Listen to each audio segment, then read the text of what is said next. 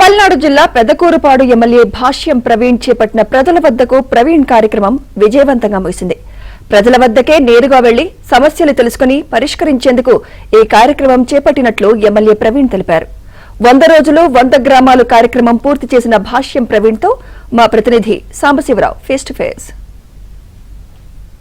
ఆంధ్రప్రదేశ్లోని కూటమి ప్రభుత్వంలో పల్నాడు జిల్లా పెదకూరుపాడు ఎమ్మెల్యే భాష్యం ప్రవీణ్ సరికొత్త కార్యక్రమం చేపట్టి చరిత్ర అయితే సృష్టించారు. భాష్యం ప్రజల వద్దకు ప్రవీణ్ పేరుతో 100 రోజులు 100 గ్రామాలను టార్గెట్గా పెట్టుకొని 100 గ్రామాలను పూర్తి చేసిన భాష్యం ప్రవీణ్ మనతో ఉన్నాడు. అసలు ఈ కార్యక్రమం ఎందుకు పెట్టారు, ఈ కార్యక్రమం యొక్క ముఖ్య ఉద్దేశం ఏంది, దాని ఫలితాలు ఎలా ఉన్నాయి మనం అడిగి తెలుసుకున్నాం. చెప్పండి, అసలు ఈ ప్రజల వద్దకు ప్రవీణ్ అనే కార్యక్రమం ఎందుకు పెట్టారు, దాని యొక్క ముఖ్య ఉద్దేశం ఏంటి? ఎలక్షన్ టైంలో అతి తక్కువ టైంలో నాకు సీట్ రావటం, ఆ రోజున గ్రామాల్లో తిరగటం కోసం తక్కువ టైం కేటాయించడం, ఓన్లీ క్యాన్వాస్ నిమిత్తమే వెళ్ళి రావడం జరిగింది. అందువల్ల గ్రామాల స్వరూపం గురించి కానీ లేకపోతే గ్రామంలో వ్యక్తులతో అటాచ్మెంట్ పెంచుకోవడానికి కానీ ఈ కార్యక్రమం నాకు ఉపయోగపడింది. గ్రామాల్లోకి మా బంధువులు కానీ లేకపోతే ఎలక్షన్ టైంలో మిత్రులు కానీ వెళ్ళినప్పుడు ఎమ్మెల్యే గారు మా గ్రామానికి ఎప్పుడు తీసుకొస్తారని అడగటం జరిగింది.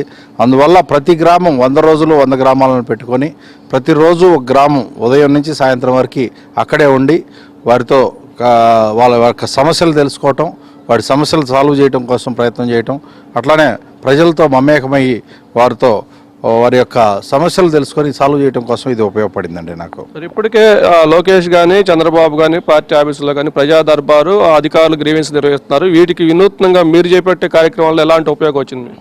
ప్రజా దర్బార్లో మనం సమస్య తెలుసుకోవటం, అధికారులకు చెప్పి రావటం మాత్రమే జరిగిద్దండి. కానీ అధికారులు చేస్తున్నారా లేదా అని మానిటర్ చేయలేము ఆ వ్యవస్థలో.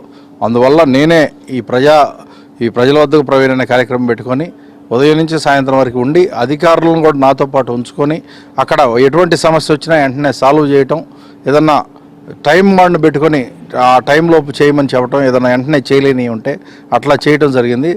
దీంట్లో ఏంటంటే అధికారులను కూడా ఇన్వాల్వ్ చేయటం వల్ల వాళ్ళు కూడా ప్రజలకి అందుబాటులో ఉండి వారి యొక్క సమస్యలని సాల్వ్ చేయడం కోసం వాళ్ళు కూడా ప్రయత్నం చేయడం జరిగింది. 100 గ్రామాల రిపోర్టు తన వద్ద తీసుకొని అది రాష్ట్ర ప్రభుత్వం వద్దకు తీసుకెళ్లి పెదకూరుపాడు నియోజకవర్గాన్ని మోడల్ నియోజకవర్గంగా అభివృద్ధి చేసేందుకు తాను కృషి చేస్తాను.